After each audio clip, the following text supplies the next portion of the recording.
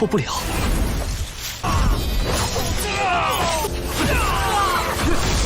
你不是想去我的家乡吗？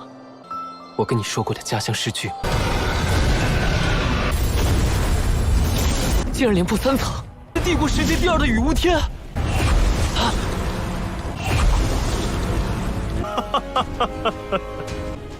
你在说什么？方法折磨你们。 Halo guys, balik lagi bersama Mimin from Zero. Di video kali ini Mimin bakalan kembali melanjutkan alur cerita Donghua berjudul Lingwu Dalu atau Lingwu Kontinen bagian ke-98 ya. Seperti biasa sebelum masuk ke rekap ceritanya, buat kalian yang menonton video ini tapi belum subscribe, tolong di subscribe dulu ya guys. Dan jangan lupa nyalain lonceng biar nggak ketinggalan update terbaru dari channel From Zero. Playlist untuk Donghua ini juga udah tersedia bagi kalian yang baru aja bergabung dan belum nonton episode sebelumnya ya. Ya udah deh, nggak usah berlama-lama lagi, langsung saja kita ke rekap ceritanya guys.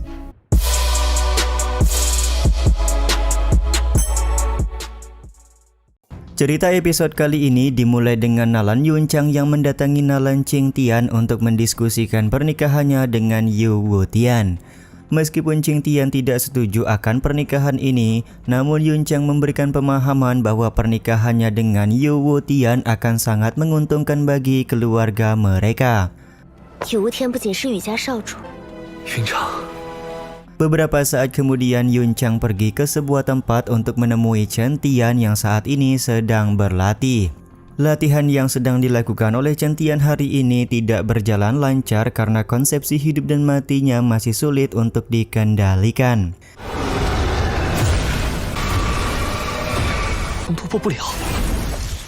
Yuncang kemudian menghampiri Bang MC sembari menyebut bahwa hambatan dalam latihan biasanya disebabkan oleh suasana hati. Dia kemudian menawarkan agar Chen Tian bertemu dengan seorang guru yang sangat paham tentang kultivasi pikiran seseorang praktisi agar Chen Tian bisa mengatasi hambatan dalam latihannya.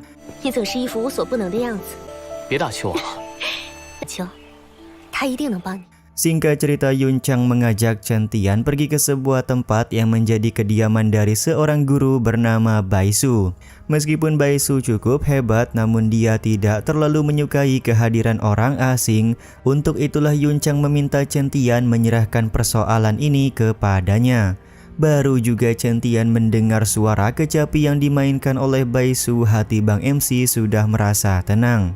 Ternyata Baisu merupakan seorang wanita yang menjadi kekasih dari seorang dewa yang berada di dalam tubuh Chen Tian. Diketahui dewa ini rela menentang hukum langit agar dia bisa menikah dengan seorang manusia fana seperti Baisu. Meskipun dewa ini berhasil mengalahkan hukum langit, namun dia pergi meninggalkan Baisu untuk sementara waktu.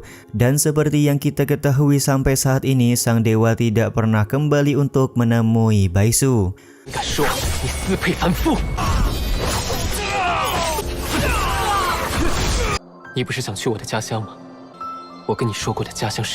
Setelah Chen Tian mendengar aulunan kecapi dari Baisu, dia merasa kalau hatinya sedang terluka. Sampai saat ini Chen Tian tidak sadar kalau sang dewa yang berada di dalam lautan kesadarannya merupakan kekasih Baisu di masa lalu. Sementara itu, Yuncang menjelaskan kepada Baisu bahwa ada seorang murid baru bernama Wu Chen yang meminta bimbingan karena sedang menemui hambatan dalam kultivasi. Karena Chen Tian banyak mengerti lirik lagu dari lantunan kecapi yang dimainkan oleh Baisu, maka Baisu bersedia memberikan bantuan kepada Chen Tian. Dia pun meminta Chen Tian untuk mendengarkan dengan tenang suara kecapi yang akan dia mainkan.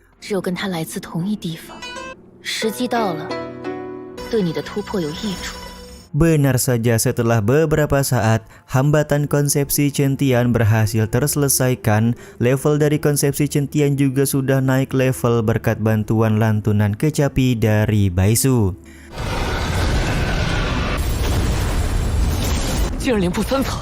Chen Tian pun langsung berterima kasih kepada Baisu karena sudah banyak memberikan bantuan kepadanya.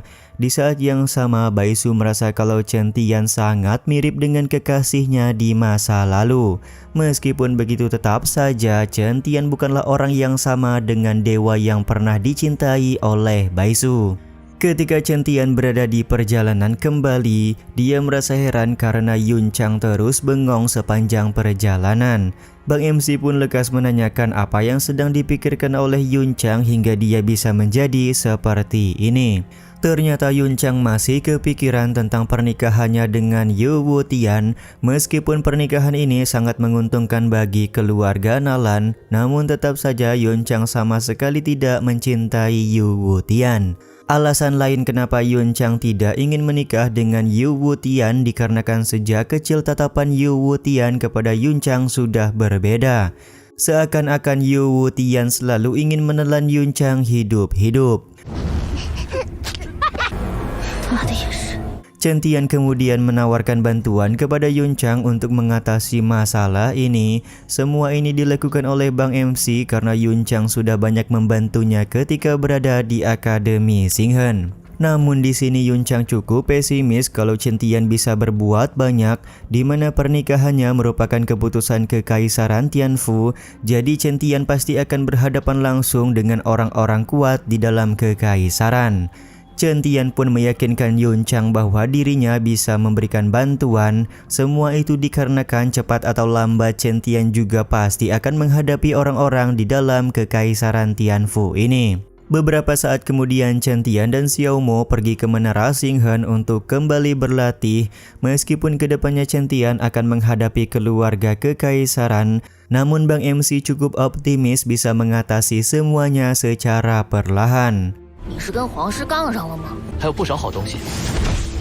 Sementara itu di depan gerbang Akademi Xinghen, Yu Tian muncul untuk mencari seorang murid bernama Wu Chen.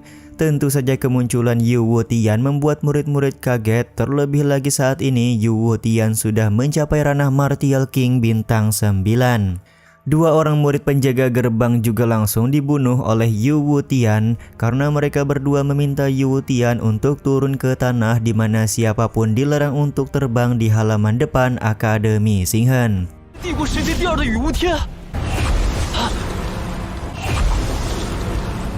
Tak lama kemudian Ming Ye dan Chen Nan muncul di halaman depan untuk menghadang Yu Wutian.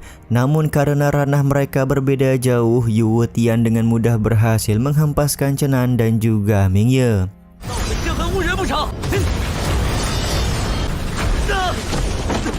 Ketika Yu Wutian ingin membunuh mereka berdua, Yun Chang datang untuk menghentikan pertikaian ini. Kehadiran Yun Chang tentu saja membuat Yu Wutian kaget karena gadis kecil yang dulu dia kenal ternyata sekarang sudah dewasa dan tumbuh menjadi seorang wanita cantik. Yun Chang kemudian bertanya apa yang sebenarnya diinginkan oleh Yu Wutian sehingga dia datang ke Akademi Xinghen. Yu Wutian menjelaskan kalau dia sudah mendengar kabar kedekatan Yun Chang dan seorang murid baru bernama Wu Chen. Kedekatan mereka berdua tentu saja merupakan penghinaan bagi keluarga Yu yang sudah menjodohkan Yu Wutian dan Yun Chang jauh sebelum hari ini. Sementara itu Yun Chang menganggap kalau perbuatan Yu Wutian sudah melewati batas karena dia datang ke Akademi Xinghen dan membunuh beberapa orang murid. Yu Wutian sendiri tidak peduli dia sudah membunuh beberapa orang karena yang terpenting saat ini Yun Chang tidak diambil oleh seorang murid baru bernama Wu Chen. Selain itu Yu Wutian juga begitu yakin kalau hari ini Wu Chen pasti akan mati di tangannya. 我和羽家之于何地？重要的是让所有人都知道，无尘必死。皇祖，图谋不轨。